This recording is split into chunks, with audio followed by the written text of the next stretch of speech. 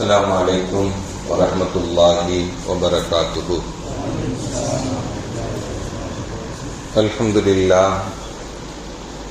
لله رب العالمين والصلاة والسلام على أشرف المرسلين وعلى آله وصحبه أجمعين. أما بعد فقد قال الله تعالى في القرآن العظيم والفرقان المجيد: أعوذ بالله من الشيطان الرجيم. بسم الله الرحمن الرحيم. ربنا تقبل منا رب اشرح لي صدري ويسر لي أمري واحلل عقدة من لساني يفقهوا قولي. اللهم صل على سيدنا محمد. اللهم صل عليه وسلم.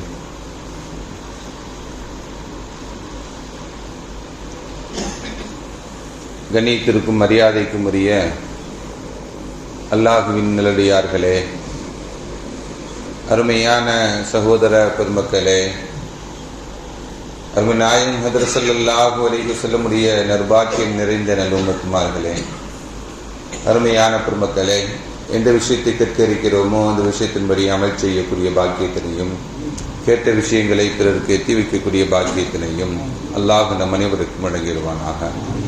நம்முடைய வாழ்நாட்களை அல்லாஹ் ஆரோக்கியமான வாழ்நாட்களாக ஆக்கி தருவானாக.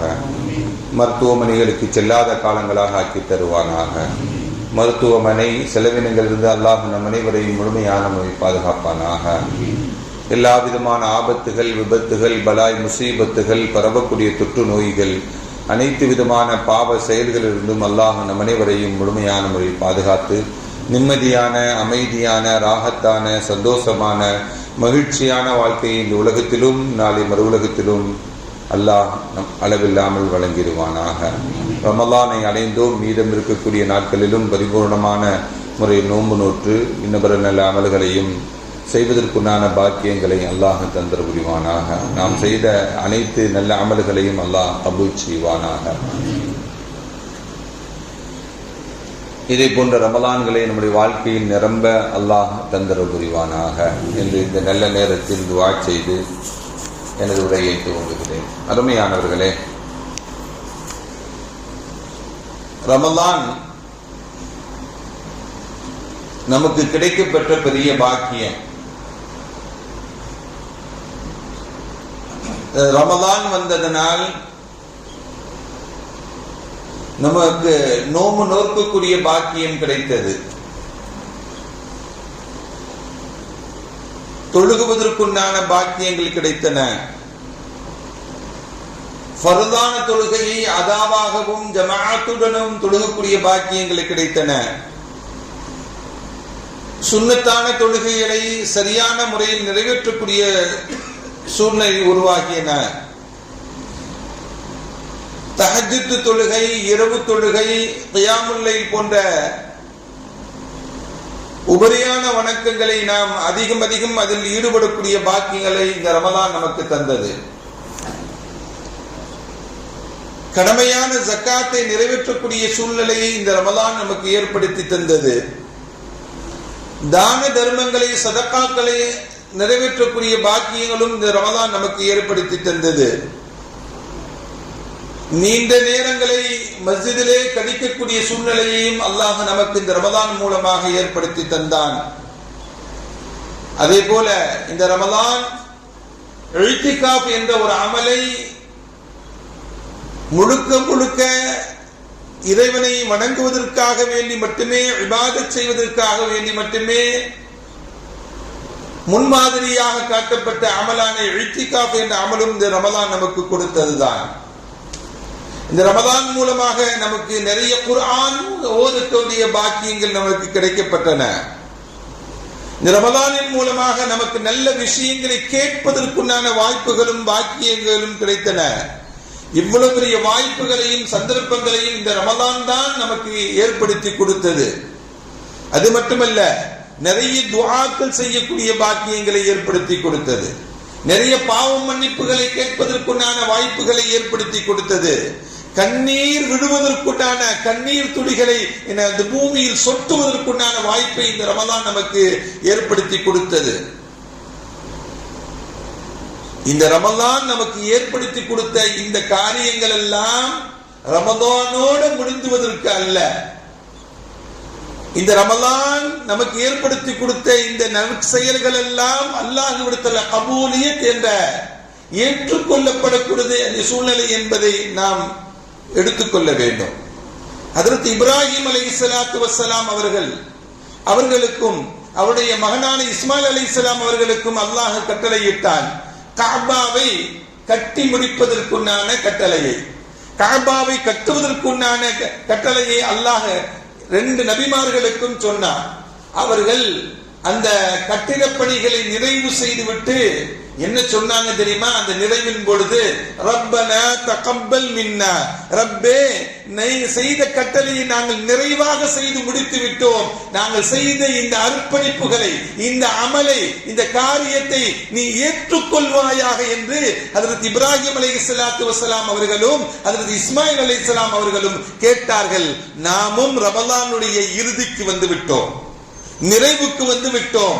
நாம் செய்த அனைத்து நற்காரியங்களும் நல்ல அமல்களை எல்லாம் அல்லாஹ்விடத்தில் கபூலியத் என்ற ஏற்றுக்கொள்ளப்படக்கூடியது என்ற நிலைக்கு ஏற்பட வேண்டும் என்றால் ஹஜ்ரத் இப்ராஹிம் அலைஹிஸ்ஸலாம் கேட்ட அந்த பிரார்த்தனையை நாமும் இந்த ரமலானுடைய கடைசியில், ரப்பே நான் தொழுதேன், குர்ஆன் ஓதினேன், பாவம் மன்னிப்பு தேடினேன், இரவு விழித்தேன், யா ரப்பே ரஹ்மான், ஜக்காத்தை கொடுத்தேன், தான தர்மங்களை வழங்கினேன், உறவுகளை அரவணைத்தேன், உன்னை இல்லாதவர்களுக்கு உதவினேன், இந்த காரியங்கள் எல்லாம் ரப்பே உனக்காக வேண்டி செய்தேன், இதையெல்லாம் ஏற்றுக்கொள்வாயாக என்று ஹஜ்ரத் இப்ராஹிம் அலைஹிஸ்ஸலாம் அவர்கள் நமக்கு முன்மாதிரியாக வழங்கிய இந்த பிரார்த்தனைகளை செய்யக்கூடிய காலங்கள் தான் இந்த ரமலானுடைய இறுதி காலங்கள்.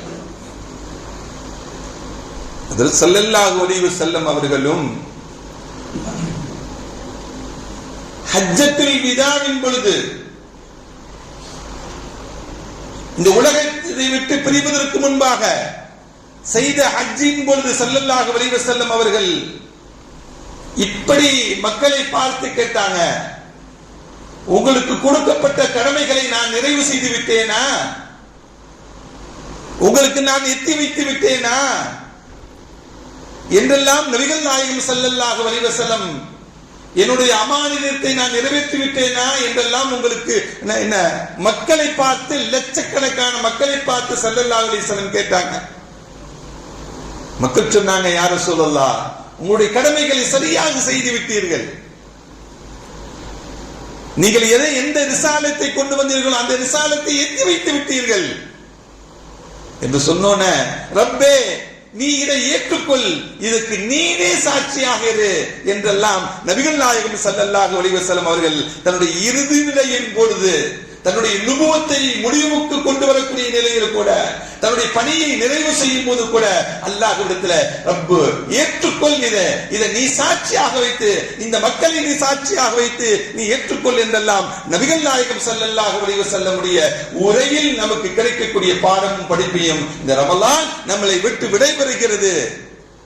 அடுத்த வருடம் நமக்கு கிடைக்கலாம் ரமலான், ஆனால் நாம் ரமலானில் எப்படி இருக்கிறோம் என்று தெரியாது.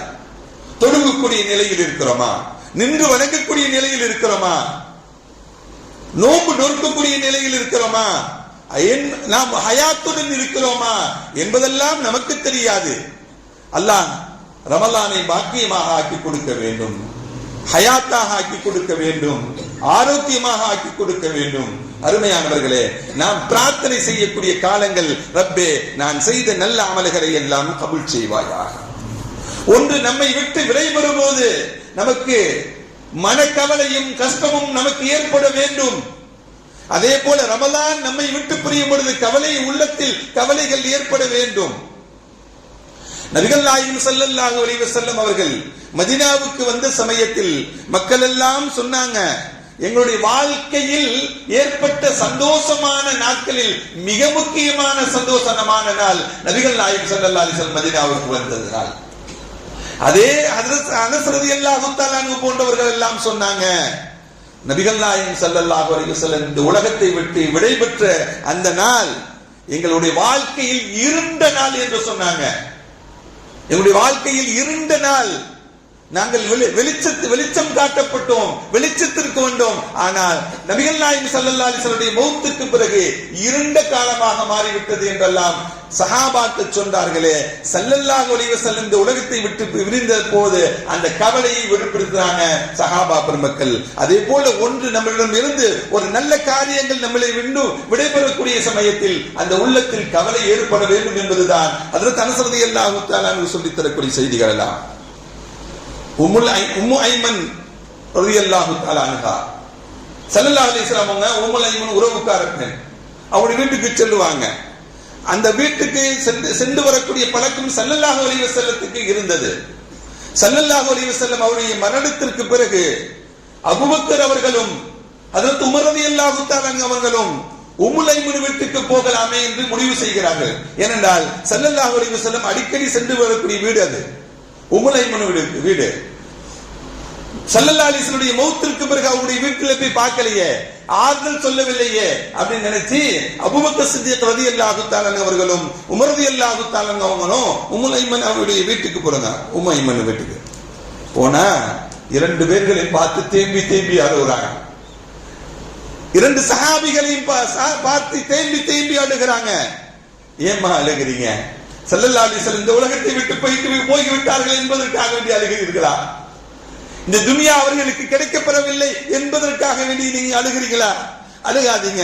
இந்த துனியாவில் ஆகிரத்து சிறந்தது. இந்த துனியாவில் நாம் தான் கவனிப்போம். அவர்கள் அல்லாஹ்விடமே சென்று விட்டார்கள். அவர்கள் அல்லாஹ் அவர்களை கவனித்துக் கொள்வான். இந்த துனியாவுடைய ஆகிரத்து சிறந்தது என்றெல்லாம் ஆறுதல் வார்த்தையை இரண்டு சஹாபா பெருமக்களும் உம்மு ஐமனுக்கு சொன்ன பொழுது உம்மு ஐமன் சொன்னாங்க, துனியாவை நினைத்து நான் கவலைப்படவில்லை. ஸல்லல்லாஹு அலைஹி வஸல்லம் அவர்கள் இந்த உலகத்தை விட்டு பிரிந்தார்கள், கவலைதான? அதை நினைத்து அழுகவில்லை. அவர்கள் இந்த உலகத்தை விட்டு பிரிந்து சென்றது மட்டுமல்ல, அவர்கள் பிரிந்து சென்றதன் மூலமாக அல்லாஹ்விடத்திலிருந்து வரக்கூடிய வகை நின்று விட்டது. அது இன்மைகளில் நமக்கு கிடைக்க பெறாமல் ஆகிவிட்டது. அல்லாஹ்வுடைய செய்தி, சுப செய்திகள் எல்லாம் உண்மையில் கிடைக்காது. நபி இல்லாட்டி எப்படி வகி வரும்? நபி இருந்தால்தான் வகி கிடைக்கும். வகி இல்ல, நபி இல்லை என்றால் வகி கிடைக்காது. அல்லாஹ்வுடைய புறத்திலிருந்து புது செய்திகள் கிடைக்காது. நபி இருந்து விட்டார்கள், மரணித்து விட்டார்கள், வகியும் நின்று விட்டது. ஜிப்ரீலுடைய வருகை நின்று விட்டது. எந்த வகையை கொண்டு வருவார் மேல் அவர் இந்த பூமிக்கு வந்தார் என்று நினைத்து அழுகிறேன் என்று உம்மு ஐமன் ரலியல்லாஹு தஆலா அவங்க சொன்னோன்ன இரண்டு சஹாபாக்களும் சேர்ந்து அழுதாங்களாம்.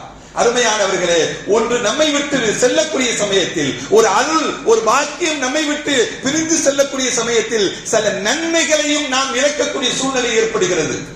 சில நன்மைகளையும் நாம் இழக்கக்கூடிய சூழ்நிலை ஏற்படுகிறது என்பதுதான் இந்த நிகழ்வு சொல்லித் தரக்கூடிய செய்திகளும் பாடங்களும். அருமையான பெருமக்களே, அபூ துஃபைல் என்று சொல்லக்கூடிய ஒரு சஹாபி எப்ப பிறக்கிறாங்கன்னா இந்த உலகத்துல ஹிஜ்ரி 3ஆம் ஆண்டு தான் பிறக்கிறாங்க. ஹிஜ்ரி 3ஆம் ஆண்டு தான் பிறக்கிறாங்க. அப்படின்னா ஸல்லல்லாஹு அலைஹி வஸல்லம் கூட எத்தனை வருஷம் வாழ்ந்திருக்கிறாங்க அப்படின்னா 7 வருஷம் தான். 7-8 வருஷம் தான் இந்த உலகத்துல வாழ்ந்திருக்கிறாங்க. ஸல்லல்லாஹு அலைஹி வஸல்லம் மரணிக்கும் பொழுது 7-8 வயசு அவங்களுக்கு. எத்தனை வயசு வாழ்ந்தாங்க தெரியுமா? அபூ துஃபைல் ரலியல்லாஹு தஆலா ஹிஜ்ரி 110 மரணமாகறாங்க, மௌத்தாகறாங்க. 110னா 3 கழிச்சா எவ்வளவு? 117 வருடங்கள் இந்த உலகத்தில், 110னா 107 வருடங்கள் இந்த உலகத்தில் வாழுகிறார்கள். இந்த உலகத்தில் கடைசியாக விடைபெற்று சென்ற சஹாபிகளில் அபூ துஃபைல் தான் கடைசியானவர். ஆக கடைசியான சஹாபி அவர்கள். இவர்கள் இறந்து விட்டால் இந்த உலகத்தில் எந்த சஹாபியையும் பார்க்க முடியாது என்ற நிலை அந்த காலத்தில் வாழ்ந்த மக்களுக்கு.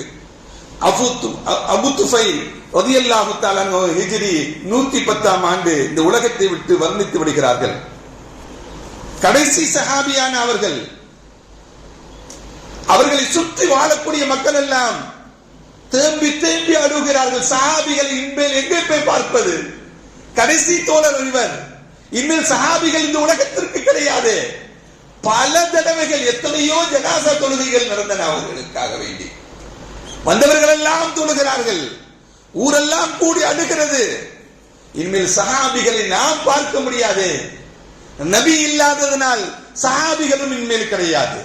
இந்த உலகத்திற்கு கடைசி சஹாபியாக இவர் இந்த உலகத்தை விட்டு பிரிகிறார்கள் என்று உலகம் தேம்பி அழுத அந்த காட்சிகள் எல்லாம் அருமையானவர்களே, ஒன்று நம்மை விடைபெற்று செல்லக்கூடிய சமயத்தில் நம் உள்ளத்தில் அந்த கவலை ஏற்பட வேண்டும். நமக்கு ரமலான் வந்தது, ரமலான் நம்மளை விட்டு பிரிந்து செல்கிறது. அந்த ரமலான் நமக்கு கிடைக்குமா? கிடைத்தால் நாம் ஆரோக்கியமாக இருப்போமா? அந்த ரமலான் கிடைத்தால் நோன்பு வைக்க முடியுமா என்ற நிலைகள் எல்லாம் நமக்கு தெரியாது. இருக்கக்கூடிய ரமலானை நாம் பயன்படுத்திக் கொண்டோம், நல்ல அமல்கள் செய்தோம். அருமையானவர்களே, அந்த கவலை நமக்கு ஏற்பட வேண்டும் என்பதுதான் இந்த நிகழ்வுகள் எல்லாம் நமக்கு சொல்லித்தரக்கூடிய செய்திகள். அருமையான பெருமக்களே, ஹஜ்ரத் அப்துல்லாஹ் இப்னு மஸ்ஊத் ரலியல்லாஹு தஆலா அன்ஹு அவர்கள் மூத்த சஹாபி, ஸல்லல்லாஹு அலைஹி வஸல்லம் சொன்னாங்க, குர்ஆன் எப்படி இந்த உலகத்திற்கு வஹியாக இறங்கியதோ, ஜிப்ரீல் எப்படி ஓதி காட்டினார்களோ, அதே போல நீங்கள் குர்ஆனை ஓத வேண்டுமா? இப்னு மஸ்ஊதிடம் கற்றுக்கொள்ளுங்கள் என்று சொன்னார்.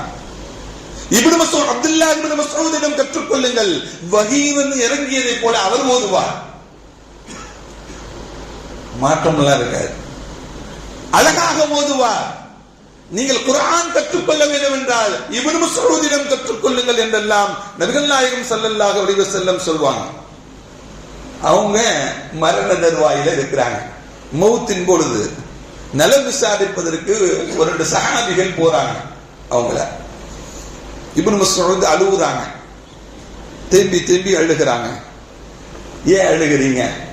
மௌத் வந்துருச்சு, பயம் ஏற்பட்டுச்சான்னு கேட்டாங்க. இப்னு மஸ்ஊத் அவங்கள்ட்ட, நான் மௌத்துக்கு பயந்துலாம் அழகல, இந்த துனியாவை விட்டு போகிறேன் அப்படிங்கிறதுக்கெல்லாம் நான் அழகல. நான் திடகாத்திரமாக இருக்கக்கூடிய சமயத்தில், வாலிபனாக இருக்கக்கூடிய சமயத்தில், உடல் ஆரோக்கியமாக இருக்கக்கூடிய சமயத்தில் இதே போன்ற நோய்கள் எனக்கு ஏற்பட்டால் அந்த நோய்க்கு நான் நிவாரணத்தை தேடி, அந்த நோயிலிருந்து நான் விலகி நான் ஆரோக்கியமா ஆன பிறகு கூட இந்த நோய்வாய்ப்பட்ட காலத்தில் செய்ய முடியாத அமல்களை நான் செய்திருப்பேன்.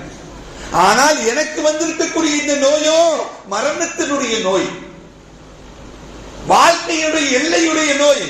நான் நல்ல ஆரோக்கியமாக திடகாத்திரமாக இருக்கக்கூடிய சமயத்தில் எல்லாம் எனக்கு நோய் ஏற்படல.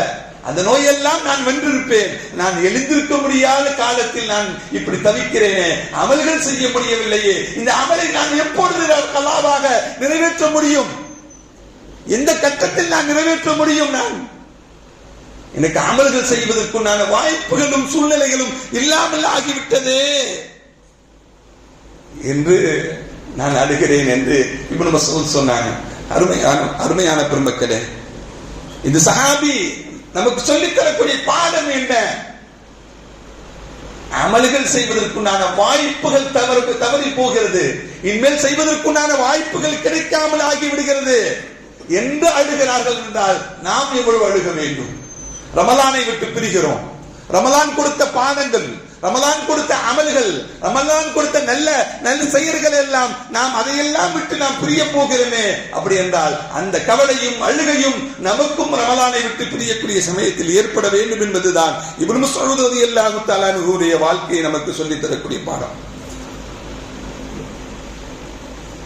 ஹஜ்ரத் அஸ்மா பின்த் உமைஸ் ரலியல்லாஹு தஆலா அன்ஹா, இவங்க யாருன்னா ஜாஃபர் இப்னு அபீ தாலிபுடைய மனைவி. ஜாஃபர் இப்னு அபீ தாலிபுடைய மனைவி. இவங்க அபிசீனியாவுக்கு ஹிஜ்ரத்துக்கு போனாங்க. ஸல்லல்லாஹு அலைஹி வஸல்லம் மக்காவில இருந்து மதீனாவுக்கு வர்றதுக்கு முன்னாடி எல்லாரும் எங்க போனாங்க? அபிசீனியாவுக்கு ஹிஜ்ரத்துக்கு போனாங்க. அந்த அபிசீனியாவுக்கு ஹிஜ்ரத்து போனவங்கள இவங்களும் யாரு? அஸ்மா பின்த் உமைஸும் அபிசீனியாவுக்கு ஹிஜ்ரத்துக்கு போனாங்க. ஸல்லல்லாஹு அலைஹி வஸல்லம் அவர்களும் சஹாபா பெருமக்களும் மக்காவிலிருந்து மதீனாவுக்கு ஹிஜ்ரத்துக்கு போனதுக்கு பிறகு ஸல்லல்லாஹு அலைஹி வஸல்லம் மதீனாவுக்கு போயிட்டாங்க, ஹிஜ்ரத்துக்கு போயிட்டாங்கன்னு அபிசீனியாவிலிருந்து நேரடியா எங்க போறாங்க? மதீனாவுக்கு போறாங்க. அந்த மதீனாவுக்கு போன சமயத்துல உமர் ரலியல்லாஹு தஆலா அவங்க அஸ்மா பின்த் உமைஸை சந்திக்கிறாங்க. உமர் ரலியல்லாஹு தஆலா சொன்னாங்க, அஸ்மா, எங்களுக்கெல்லாம் ஹிஜ்ரத்துடைய பாக்கியம் கிடைச்சிச்சு, ஆனா உனக்கு அந்த பாக்கியம் இல்லாம போச்ச அஸ்மா அப்படின்னு சொன்னாங்க. அதுக்கு அஸ்மா ரலியல்லாஹு தஆலா சொன்னாங்க, உமர் ரலியல்லாஹு தஆலாங்கள்ட்ட நாங்க அபிசீனியாவுக்கு ஹிஜ்ரத்துக்கு தான் சென்றோம். அங்கிருந்து நாங்கள் ஸல்லல்லாஹு அலைஹி வஸல்லம் எந்த பூமியை நோக்கி ஹிஜ்ரத்துக்கு வந்தாங்களோ அந்த பூமியை நோக்கி தான் வந்திருக்கிறோம். இந்த ரெண்டு விதமான கஷ்டங்கள் அவங்களுக்கு. இவங்கெல்லாம் போறதுக்கு முன்னாடியே ஒண்ணு போயிட்டாங்க ஹிஜ்ரத்துக்கு. ரெண்டாவது, அந்த ஊர்லயும் நிரந்தரமாக வசிக்க முடியாம ரசூலுல்லாஹ் அங்க வந்ததுனால அங்கிருந்து அங்க வரக்கூடிய சூழ்நிலை ஏற்பட்டுச்சு. அங்கிருந்து அங்க வரக்கூடிய சூழ்நிலை ஏற்பட்டுச்சு. இவ்வளவு சிரமத்தை தாங்கி இருக்கிறோமே, இவ்வளவு கடினமான சூழ்நிலை ஏற்பட்டுச்சு நமக்கு ஹிஜ்ரத்துல. ஹிஜ்ரத்துடைய நன்மையே இல்லைன்னு சொல்லி உமர் சொல்லிட்டார என்று நேர ரசூலுல்லாஹி ஸல்லல்லாஹு அலைஹி வஸல்லம் அவங்கள்ட்ட அஸ்மா பின்த் உமைஸ் போறாங்க. யா ரசூலுல்லாஹ், என்ன சொல்லிட்டு போறாங்க தெரியுமா? ரசூலுல்லாஹை பார்க்காத வரை, ரசூலுல்லாஹ்விடம் இதுக்கு பற்றி விஷயங்களை தெளிவு பெறாதவரை நான் உண்ண மாட்டேன், நான் குடிக்க மாட்டேன், நான் உறங்க மாட்டேன். ஏனென்றால் நான் பட்ட சிரமம், நான் செய்த அமல், நான் செய்த காரியங்கள் எனக்கு தான் தெரியும். அந்த கஷ்டம், அதுக்குண்டான நற்கூலிகள் எனக்கு இல்லை என்றால் நான் எவ்வளவு கை செய்ததுக்குரியவனாக இருப்பேன், நான் எவ்வளவு கவலைக்குரியவனாக இருப்பேன். நான் அமல் செய்தும் ஒரு காரியத்தை செய்தும் அதற்கு நன்மை இல்லை என்றால் எப்படி? நான் ரசூலை சந்திக்காதவரை சாப்பிட மாட்டேன், குடிக்க மாட்டேன், நான் உறங்க மாட்டேன்.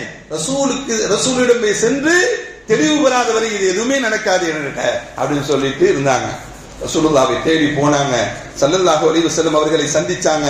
சந்திச்சு விளக்கம் கேட்கிறாங்க. அஸ்மா பின்த் உமைஸ், யா ரசூலுல்லாஹ், உமரை சந்திச்சேன், ஹிஜ்ரத்து நன்மை எல்லாம் உனக்கு கிடையாதுன்னு சொல்லிட்டாங்க, ஹிஜ்ரத்துடைய நன்மைகள்லாம் உங்களுக்கு கிடையாதுன்னு சொல்லிட்டாங்க. யா ரசூலுல்லாஹ், நாங்கள் பட்ட சிரமத்திற்குண்டான நன்மைகள் என்ன? நான் அபிசீனியாவுக்கு போன நன்மைகள் இல்லையா?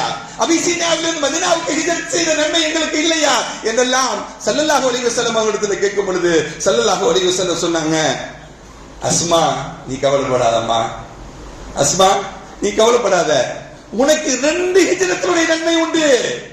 உமர்கிட்ட சொல்லு, உமருக்கு ஒரு ஹிஜ்ரத் நன்மை தான் கிடைக்கும் சொல்லு அப்படின்னா. உனக்கு 2 ஹிஜ்ரத், ஒன்னு மக்காவிலிருந்து அபிசீனியாவுக்கு போன ஒரு ஹிஜ்ரத், அபிசீனியாவிலிருந்து மதீனாவுக்கு சென்ற 2 ஹிஜ்ரத்துடைய நன்மை உனக்கு அஸ்மா. உமர்கிட்ட சொல்லு, அவர் மக்காவிலிருந்து மதீனாவுக்கு வந்த ஒரே ஒரு ஹிஜ்ரத்துடைய நன்மை தான் என்று சொல்லு, உனக்கு 2 நன்மை உண்டு அப்படின்னு சொல்லி ஸல்லல்லாஹு அலைஹி வஸல்லம் அவர்கள் அஸ்மா பின்த் உமைஸை ஆறுதல் படுத்தினாங்க. உனக்கு அதற்குண்டான நற்கூலிகள் உண்டு, உனக்கு 2 விதமான நற்கூலிகள் உண்டு, அவருக்கெல்லாம் ஒரு நன்மை தான் உண்டு சொல்லு அப்படின்னா. அருமையானவர்களே, இப்படி நன்மை செய்தவர்களுக்கு, நல்ல அமல்கள் செய்தவர்களுக்கு, நற்காரியங்கள் செய்தவர்களுக்கு நன்மைகள் கிடைக்கப் பெறவில்லை என்றால் எவ்வளவு கதறாங்க பாருங்க சஹாபி பெண்மணிகள். நம்முடைய அமல்கள் எல்லாம் அல்லாஹ்விடத்தில் ஏற்றுக்கொள்ளப்பட்டதா? நாம் தொழுதோம், இபாதத் செய்தோம், தான தர்மங்கள் வழங்கினோம், அர்ப்பணிப்புகள் செய்தோம், இரவு விழித்தோம், இதையெல்லாம் அல்லாஹ் ஏற்றுக்கொண்டானா அப்படிங்கிற கவலை நமக்கு உள்ளத்தில் ஏற்பட வேண்டும் என்பதுதான் இந்த அஸ்மா பின்த் உமைஸுடைய நிகழ்வு நமக்கு சொல்லித் தரக்கூடிய பாடம். அருமையான பெருமக்களே, நன்மைகளை இழப்பதற்கு சஹாபிகள் விரும்பல. நமக்கு ரமலான் ஒரு பாடமாக ஆக்கிக் கொள்ள வேண்டும். அருமையான பெருமக்களே, ஒரே ஒரு செய்தியை சொல்லி நிறைவுக்கு வருகிறேன். ஹதரத் ஸல்லல்லாஹு அலைஹி வஸல்லம் சொன்னாங்க, ஸுபஹான் ரலியல்லாஹு தஆலா அன்ஹு அறிவிக்கக்கூடிய ஹதீஸ்,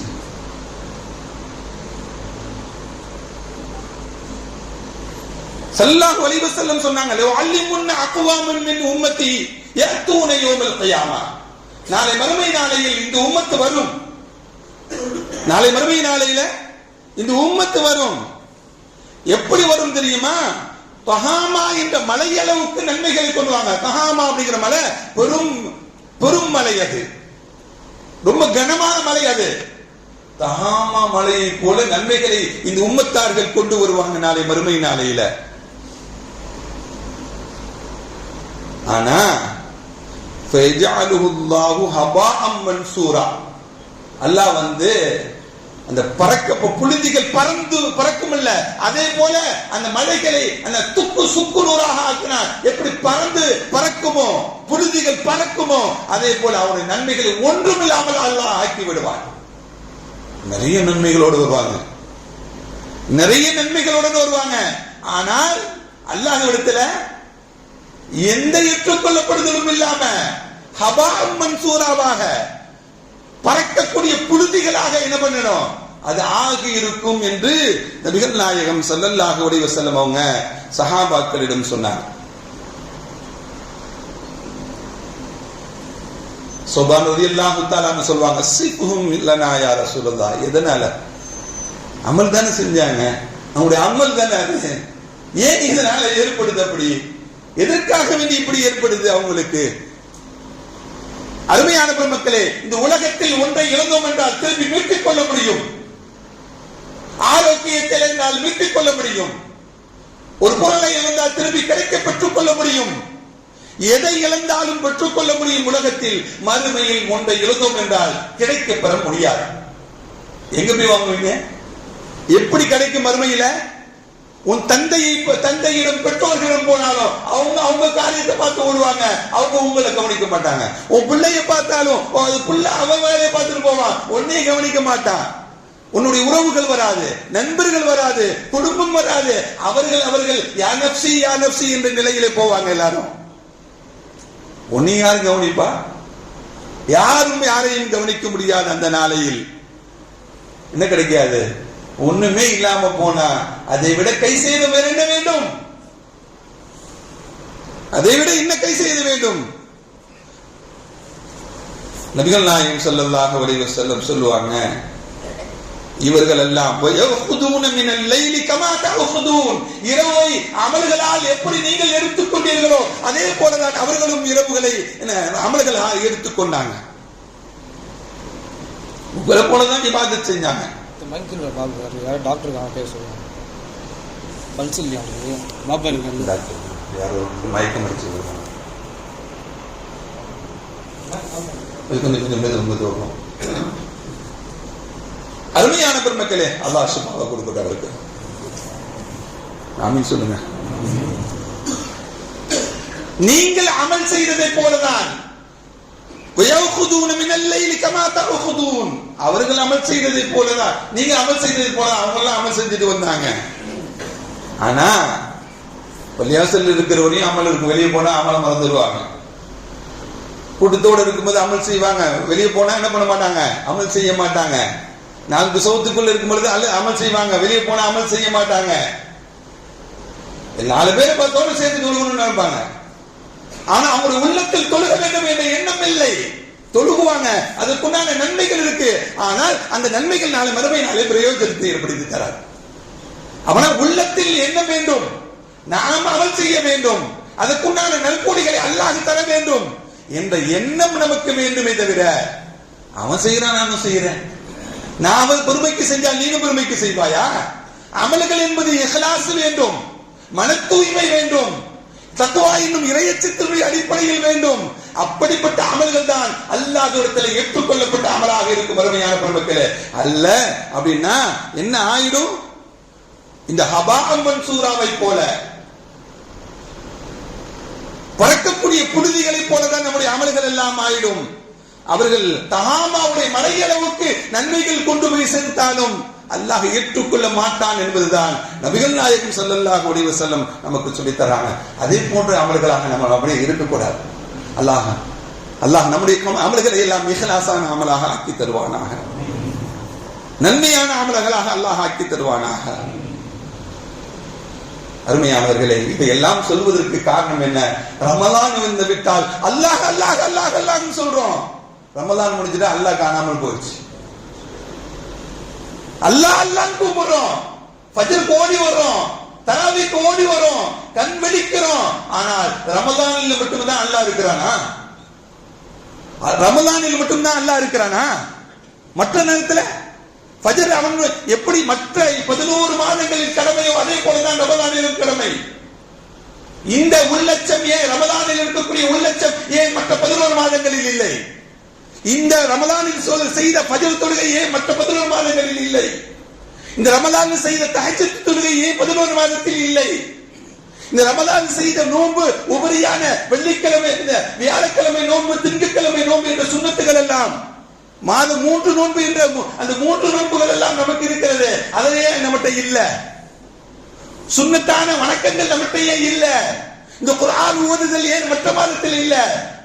இனி இந்த மாதத்தில் ஓதியதை போல அந்த மாதத்திலும் ஓத வேண்டும் அல்லவா?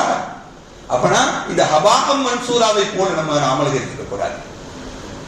புழுதி பறக்கக்கூடியதாக ஆகிவிடுமே, ஒன்றுமில்லாமல் ஆகிவிடுமே. அதே போல இருக்கக்கூடாது. எப்படி இருக்கணும்? சஹாபிகளுடைய அமல்களை போல இஹ்லாஸான அமலாக, தக்வாவுடைய அடிப்படையில் உள்ள அமலாக இருக்க வேண்டும். அல்லாஹ் நம்முடைய அமல்களை எல்லாம் நல்ல அமல்களாக, ஏற்றுக்கொள்ளப்பட்ட அமலாக, அல்லாஹ்விடத்தில் கபூலியத் என்ற நிலையில் உள்ள அமலாக அல்லாஹ் ஆக்கி தந்திர முடிவானாக என்று இந்த நல்ல நேரத்தில் துஆ செய்து எனது உரையை நிறைவு செய்கிறேன். வ ஆகிரு தஅவானா அல்ஹம்துலில்லாஹி ரப்பில் ஆலமீன். அஸ்ஸலாமு அலைக்கும்.